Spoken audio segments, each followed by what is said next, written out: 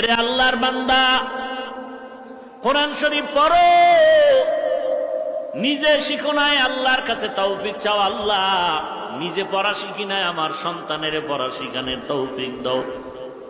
ও আল্লাহ, এমন একটা সন্তান দাও আমার কবরের কিনারায় গিয়ে যেন আমার সন্তান পড়ে আলহামদুলিল্লাহি রাব্বিল আলামিন।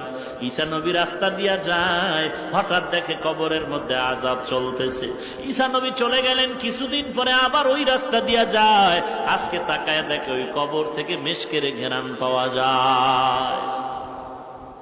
আল্লাহর কাছে জিজ্ঞাসা করলেন, হে মালিক, কয়েকদিন আগে দেখলাম কবরের মধ্যে আযাব, আজকে কেন কবরে মেশকের ঘ্রাণ পাওয়া যায়?